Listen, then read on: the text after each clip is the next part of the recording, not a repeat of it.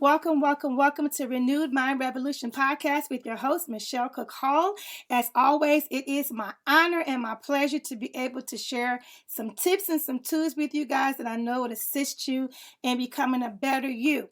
Now, look, I have a real good treat for you guys today. We're talking about tips. We're talking about tools.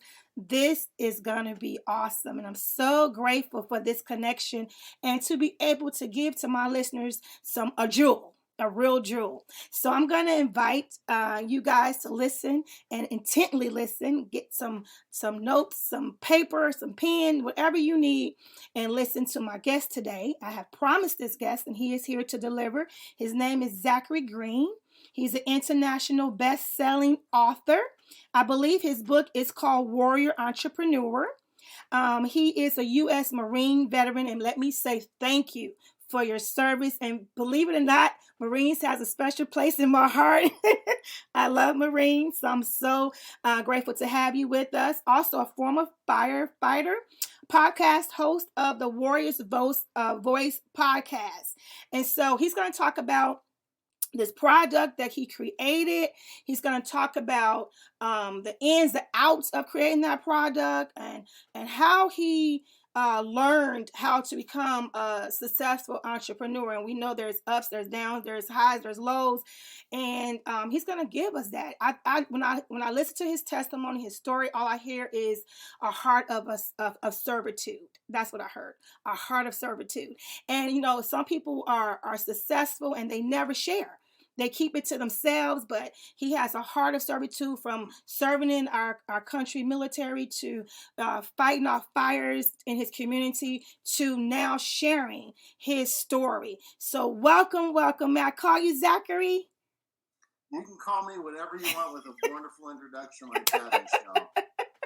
Well, welcome, Zachary. Please enlighten us and share with my listeners. Give them the jewels. Give us what we need so that we can also be able to share that we have become entrepreneurs and make some good positive steps, and not all the lows and the mistakes that comes with becoming a successful entrepreneur.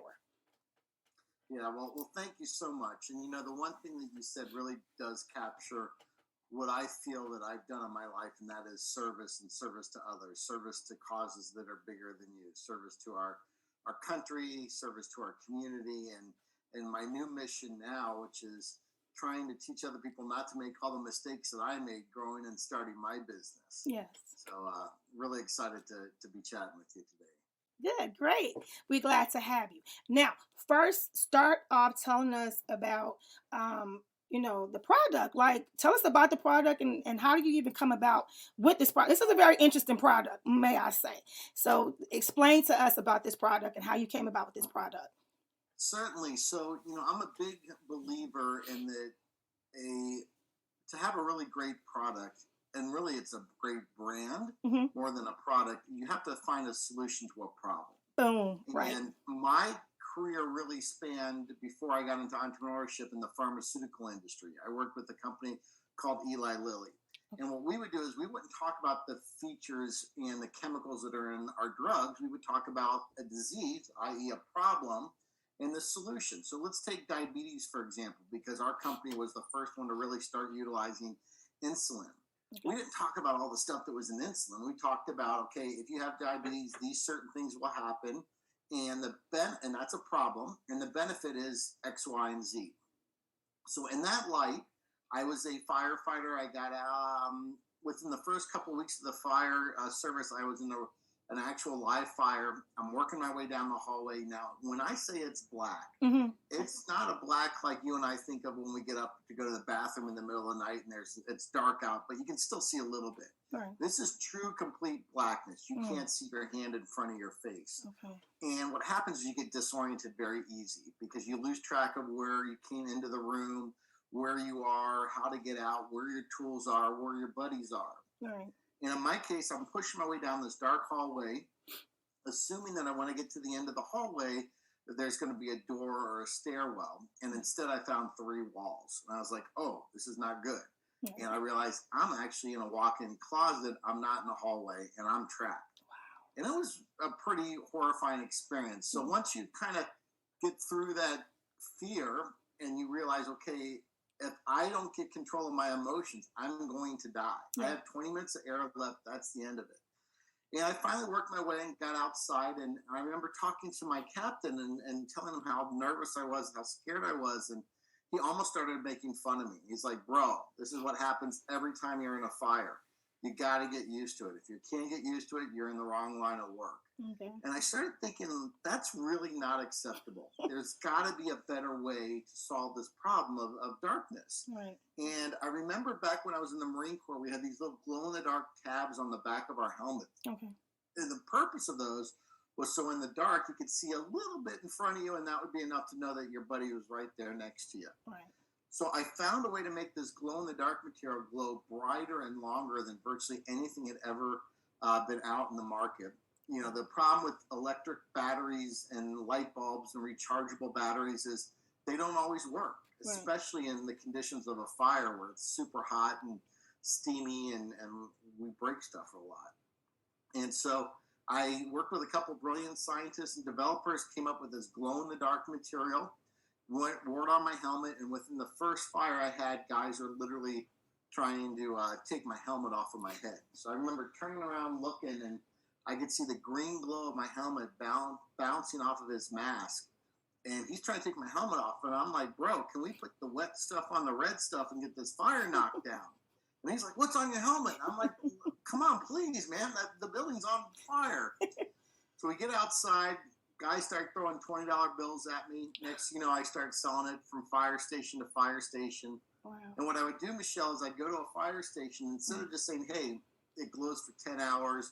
It glows at this brightness, it lasts this many times, I would start the conversation off with, hey, have you ever been in a situation where it's so dark you can't see? I'd start with the problem. Right.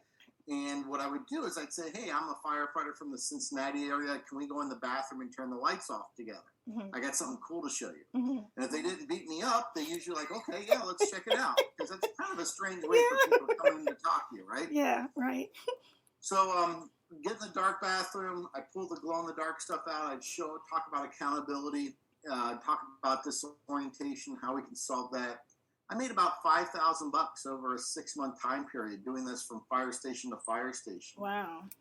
Eventually went to a trade show, set up a booth at the trade show. We booked $100,000 in 3 days. Wow. The problem was I had no money to buy the raw materials. Yeah, yeah. I had no way to produce it. I didn't have a manufacturer. I had no way to distribute it. Right.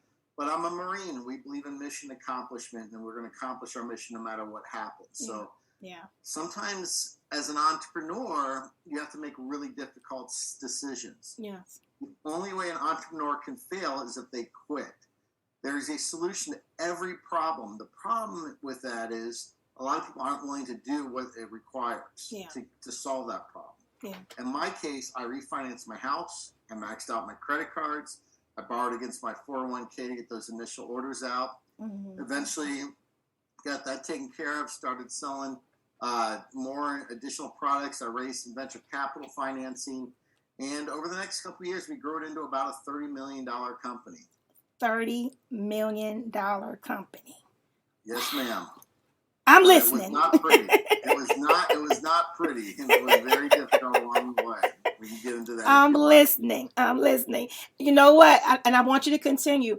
But the one part that like rings out to me, because, you know, a lot of people, when they think about, say someone have a really good product, I think one of the first steps that seems to be the hurdle is production. It is production. And I think they don't know where to go. They don't know where to start. They don't know how to even get that ball rolling. So before you continue with your story, like what would be that step? Like, I know it's different avenues for different products, but is it just research or is it something else with research? The problem when you're dealing with business to business things, you're not going to be able to go onto Google or Amazon and find a way to easily solve this. Gotcha. The companies that are doing these manufacturing or this type of work are usually not ones that are advertising online. Okay. It's word of mouth. Now, this is the challenge. You have this concept called economy of scale, mm-hmm. which means the more you make, the cheaper it becomes per unit. Mm-hmm. So if I'm making a widget and it costs $1, if I make 10 at a time. Mm-hmm. It'll cost maybe 90 cents if I make 1,000 at a time. But if I make 1,000,000 at a time, I can get the price down to 5 cents. Right. However, I don't have that kind of cash. Right. I don't have that kind of orders. Right. And so what happens is you start with these small orders, but the big companies aren't going to work with you because it's not worth their time. Right. They have customers that have been out there for decades upon decades. Why would they stop all their machines, retool it up to make whatever it is you're going to make and do it? The other option is to go overseas. I mean, obviously, China and other areas where it's a lot cheaper. The problem is you've got to produce significant amount of materials because the shipping alone is going to take your lunch from you. Okay. And you may not get the quality that you need, so you have to fly over there and you have to deal with that. And so there's all these challenges, but the best way I can explain it is the way my grandmother always explained things to me. And she goes, it's like eating an elephant. You eat one little bite at a time. Okay. So you start with this one small manufacturer. Mm-hmm. Yeah, you're going to have to spend more money because you don't have that economy of scale. You start to build that relationship with them. The issue for me never really was the cost. Mm-hmm. It was cash. And let me explain what that means. Okay. There's this thing called the cash conversion cycle. Mm-hmm. It's the time that you spend money and how long it takes for you to make profit after you spent that money. So if you're building this widget, mm-hmm. and you got to put in $10,000 to build this widget, and you're going to make $20,000. Well, a lot of times you're going to have to produce that product before you even have an order. Yep. So how long is that order going to take? Yeah. Then they place the order. You've then got to package it, distribute it, send it to them. But they're not going to pay you until maybe 30 days or 60 days. Or you know what? They may not pay you, or they may take too long to pay you. So that time that you got, that your cash that you put into that raw material, into that manufacturing, and the time that you actually get paid, that's that cash conversion cycle. Mm-hmm. And a lot of times, myself being one of them, you can sell yourself out of business. And the way you do that is if you're used to doing a couple thousand units at a time and you get an order for 100,000 units, mm-hmm. you're high-fiving your friends like, oh, we just hit the jackpot, we're doing good. No, you got to spend cold, hard cash to get that stuff produced. Right. And the bigger the company is, usually the more confusing it is in selling and getting paid and doing these things, or they may willfully delay your payment. And little people like you and I can't do anything about it. Right. So that's when I say you can sell yourself out of business by taking a deal that's so big that you can't afford the cash conversion cycle between the time you take the order, you buy the product, and then actually get paid. Wow. So in that case, it would be, like you said, Grandma said, it's step by step by step by step, a little bit at a time. Because I think a lot of times we think about a big picture, and like you said, we get excited, but there's so much more in this process that we don't know, that we have to just kind of take our time with it and not rush it. Right, and it's the people that start with you are usually not the people that end with you. So you may have a great distributor or a great manufacturer early on, but as you start to get bigger, they maybe can't meet you at a certain place. And they're like, well, wait a second, Michelle, I helped you out when you were, early on. I need you to help me out now because you're our biggest customer. And they say it's not show friends, it's show business. And sometimes you just gotta, make the right decision for the business. Right. It's not personal, it's business. So something happened though, right? It's more to the story, right? Is it more to the story? Very much so. Okay. So the issue started to come in is a couple things. Number one, I could not afford really good employees. I had employees that had a lot of heart, a lot of dedication, but they just didn't have quite the skill that I needed. Okay. So I had to do a lot of work and check a lot of work. And as the company started to build and grow, and I was able to swap out some of those original employees with some people that maybe had some more skills, I still never really gave them the opportunity to grow. And I'm a big fan of hiring really great people and then getting the hell out of their way. And I wasn't doing that. Okay. So over the next couple of years, the company's building and building. We're making several $1 million in revenue, but we're not making a lot of profit. We can't really figure out why. Okay. And the whole time I'm looking for all these other issues, it turns out it's me. I'm the one holding it back because I've created this funnel where everything comes to me. Oh. It wasn't the big decisions. I was good with the big decisions. Mm-hmm. It was the multitude of small decisions every single day. 20, 30 small decisions. should we use this size box or that size box? Should we switch our cable provider out with this guy versus this guy because they've got a better deal on their internet? And it came to a head when I knew we were in trouble. We were having problems, financially. I talked to my CFO. I said, look, my family and I are going on vacation. Whatever happens, don't call me unless it's an emergency. Okay. Well, 3 days into the vacation, he calls me up. And he said, Zach, I'm sorry to inform you, but, the big customer that we had done this big order with, they still haven't paid us yet. We had to pay a couple of other things, and we're out of money. We're out of payroll. I got 10, maybe 15 employees at this time. And he goes, and we're going to probably have to start preparing for liquidation and ultimately bankruptcy. Now, I've been in some tough stuff in my life. I'm a Marine infantryman. I've been in multiple times life and death situations in the fire department. Never really was scared. I mean, it never bothered me. But this took me to my knees. Yes. And when I hung up the phone with him, I thought I had a heart attack because I could feel my chest burning. I could feel these electrical currents shooting down my arm. Yeah. I couldn't breathe. I'm crying. I'm just freaking out. And I realized, my wife realized, she's a doctor, that, hey, you're not having a heart attack. Having anxiety. Yeah, anxiety. It's my body's way of telling me that it ain't working anymore. Yeah. Like, this is too much. Your stress and everything you're doing. And so I remember I got to this point where I went outside and I was just numb. And I made this conversation with God, this prayer, this negotiation, whatever you want to call it. I'm like, look, if this is it, this is it. Right. And I appreciate and I thank you for this amazing ride you've taken on. I've been able to make products to help 100,000 firefighters, export to 25 countries. Wow. Got to do all this stuff. But if there's something more out there, you got to help me. Right. And this whole thing kind of came together when I wrote my book, Warrior Entrepreneur. Okay. Because the book was supposed to be an autobiography. The problem, as my editor said, is, Zach, unless your name's Beyonce or Barack Obama, nobody cares about your autobiography. Other than maybe your mom and your wife, and hopefully, Michelle, you'd buy my autobiography. That's the only three of you, right? What's the lesson? And so when I went back, as I looked at this warrior's journey, and the warrior's journey goes all the way back to Greek times. It starts with adversity. It starts with challenge. We think, as people that had a tough life, a tough childhood, maybe our father wasn't involved, maybe our mom was working 2 jobs, whatever else, so that's a bad thing. That's not. Okay. You're building rhino skin. You're getting stronger. Yeah. Iron sharpens iron, as they say in the Bible. Yes. And what happens eventually, you are going to come to a point in your life where you're not going to be able to make it through that next step. That's called your crucible.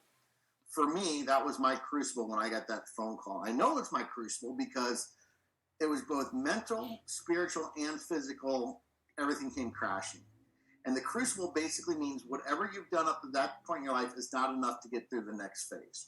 So there's 2 things you have to do when you're in your crucible. Number 1, you have to conquer it, not survive it. You have to conquer it. You have to destroy it. Mm-hmm. And number 2, you have to transform. Okay. And if you don't transform, you get right back to where you were before. Okay. Inside that crucible, there's the abyss. Now, the abyss is the bottom of the crucible. It stands for destruction, giving up, death, sometimes suicide. And your crucible could be a drug and alcohol problem. It could be a divorce, a toxic relationship. In my case, it was a business failure. Mm-hmm. And to get through that, you have to make that change. And for me, what I did was I stepped down as CEO from the company that I started. Wow. And I said, look, if I'm being a pinch, I need to open it up. I need to get out. And I need to focus on being more of a visionary and a founder and a spokesman and less of somebody that's running the day-to-day operations. Because the reason we got caught in that situation is I was not letting the good financial people do what they were supposed to do. I kept checking over everyone's shoulders. Yeah.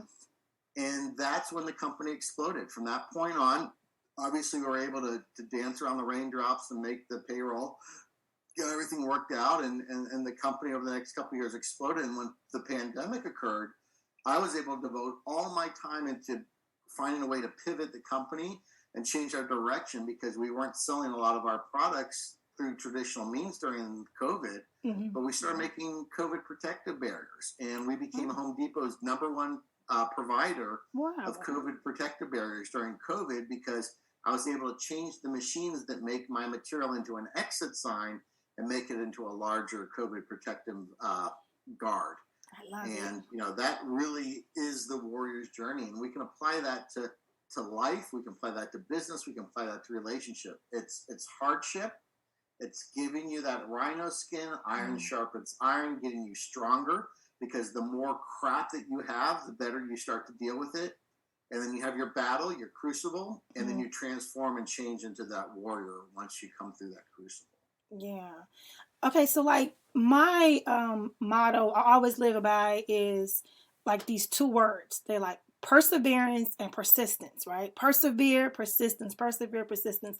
And listening to you even talk about the pandemic and COVID, I'm like, that is so smart how you were able to, see this situation and still become creative and make something that can be useful for right now.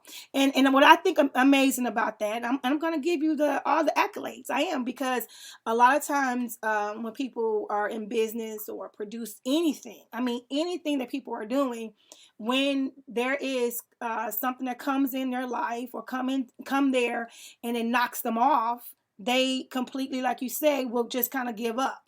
And then they'll make excuses. Oh, well, maybe it just wasn't meant to be, or, maybe I just ran out of, time. I mean, they just make excuses, but you didn't. You didn't. You saw the situation, you saw the conflict, you saw the issue, and you still was able to face it. And I think we all need to face whatever it is that we, come in contact with. If it's a conflict, we have a tendency to either run or fight, right? Fight or flight. And, you chose to fight. And I think that's awesome. I think it's really awesome.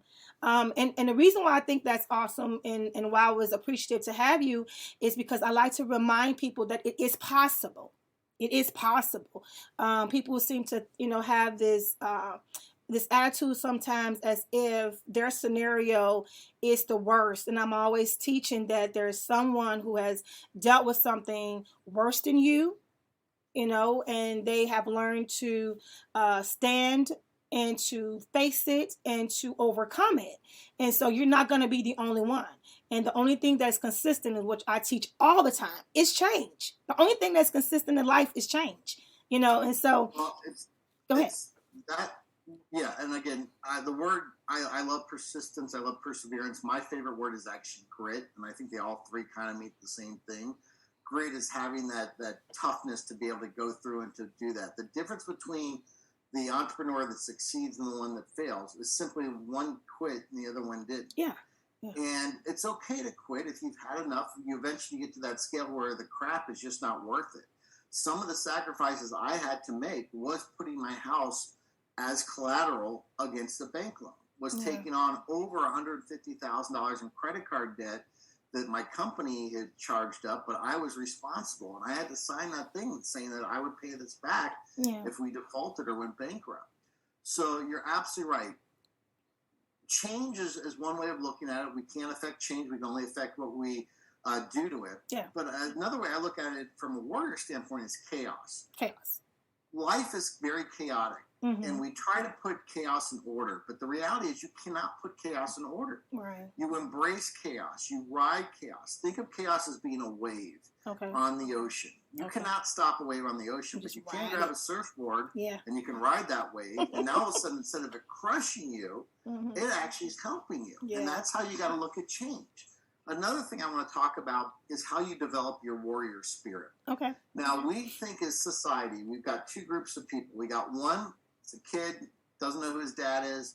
Mom's working 2 jobs. Sometimes he doesn't even get his 3 meals a day, constantly bouncing around from apartment to apartment, struggling with school, having a lot of challenges, finally gets to college, and he works 2 jobs to make it through college, doesn't party, doesn't drink, doesn't do anything. Then we got this other kid, very wealthy parents, goes to a really nice private school.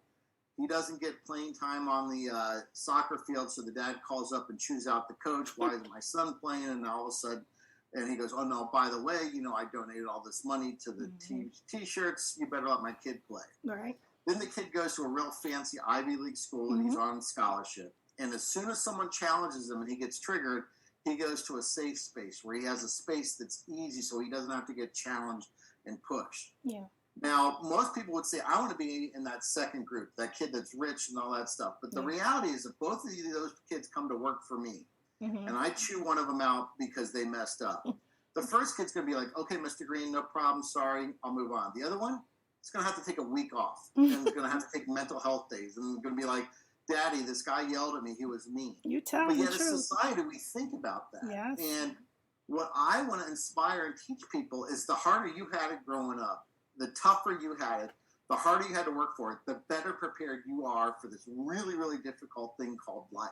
Yeah. Not business, just life. Because life is difficult. Yes, it is. There's a lot of challenges out there. And at the end of the day, nobody really cares about you. Yep. Yeah, you got your friends and your family, but it's up to you. And bad things are going to happen. You're going to get, injured. You're going to have a disease. You're going to have a bad work situation, everything else. But it's how you react to that. Yeah. That is the warrior mindset. And that's what I want to teach people as you go through that warrior journey and you have that challenge, embrace it. I joined the Marine Corps because I knew it was the toughest branch of service.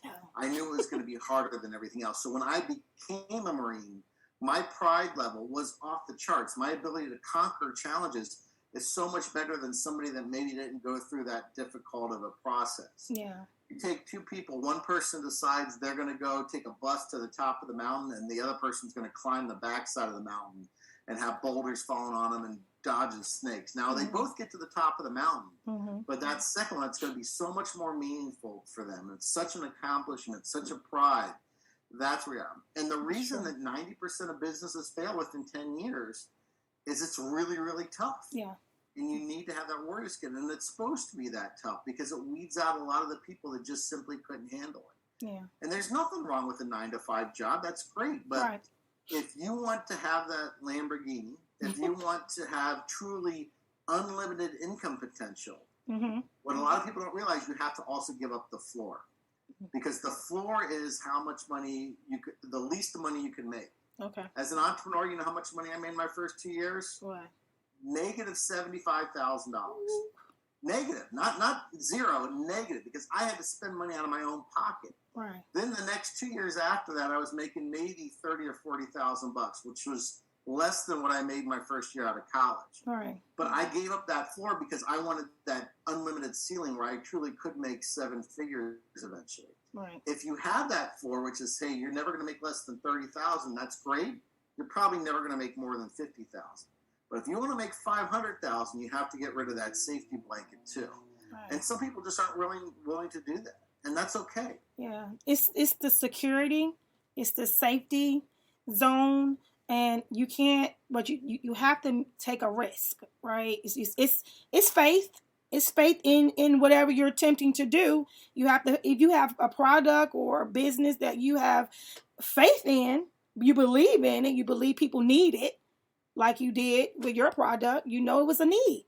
It was a need for it. And I'm definitely a religious, spiritual person. I believe strongly in God and faith, but I don't believe in blind faith.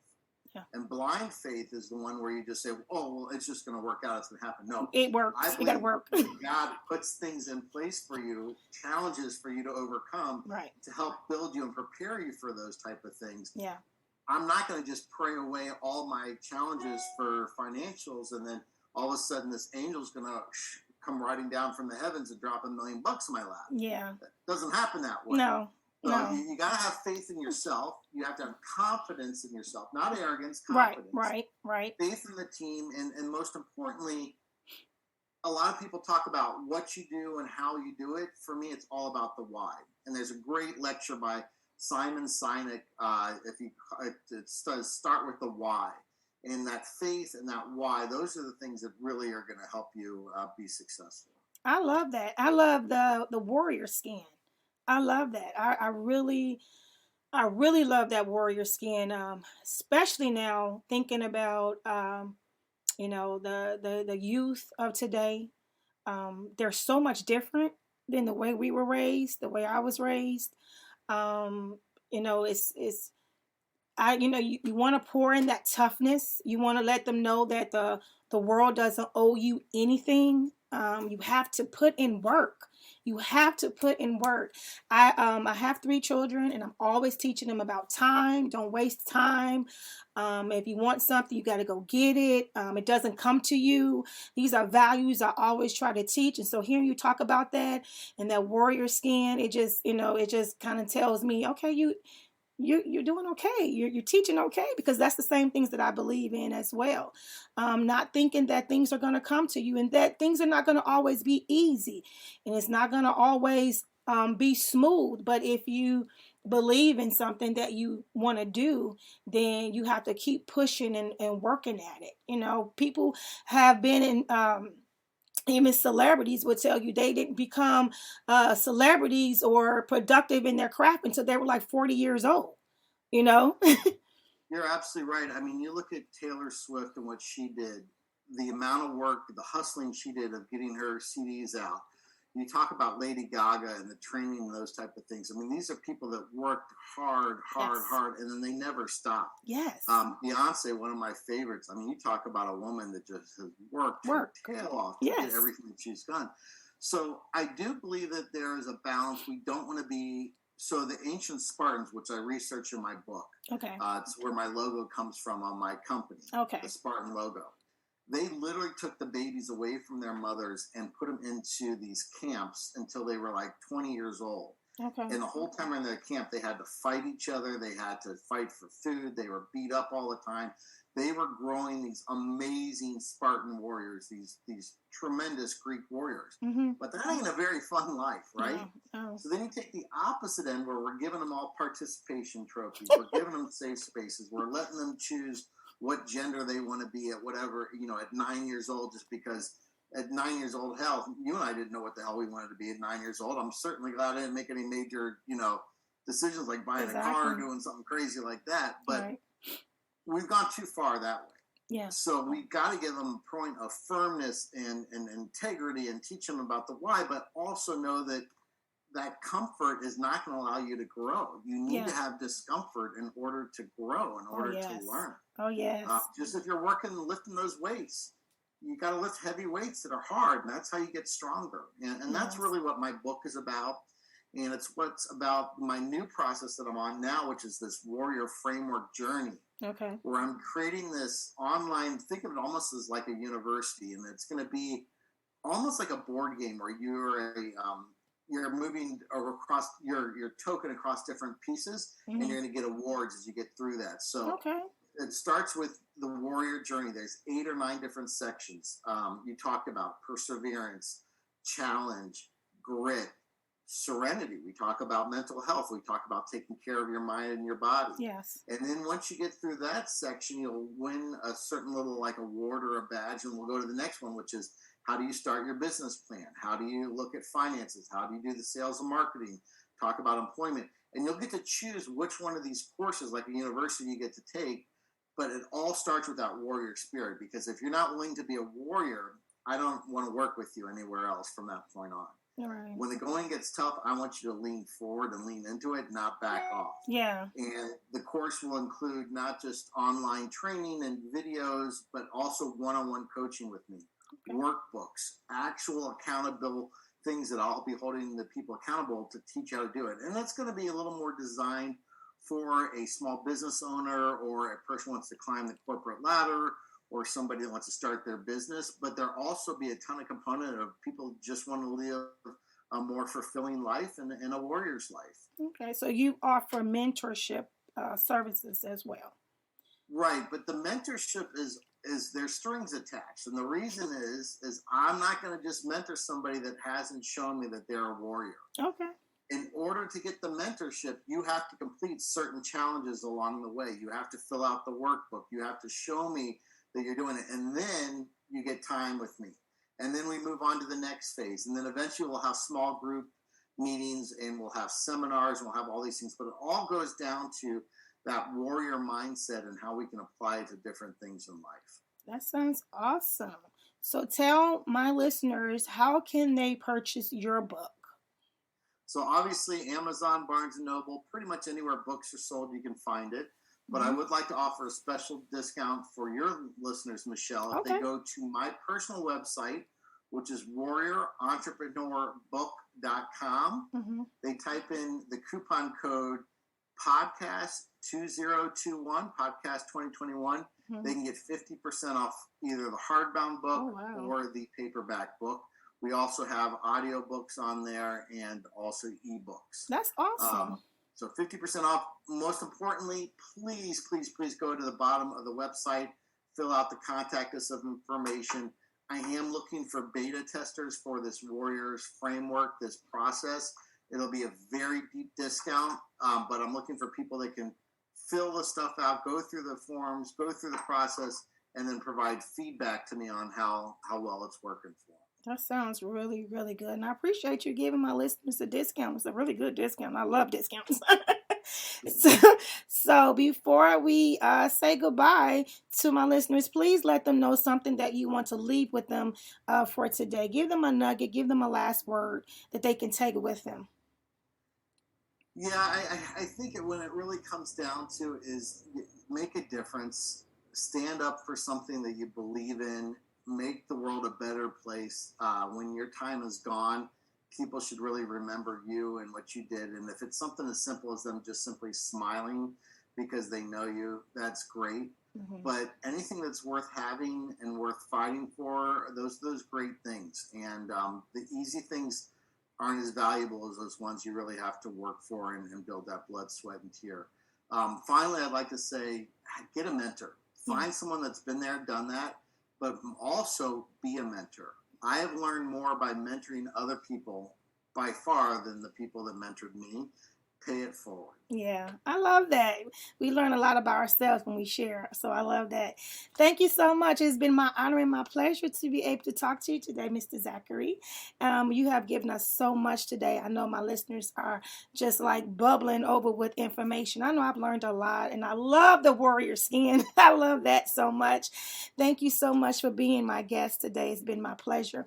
Thank you guys for listening to Renewed Mind Revolution podcast with your host, Michelle Cook Hall. As always, it is my honor and my pleasure.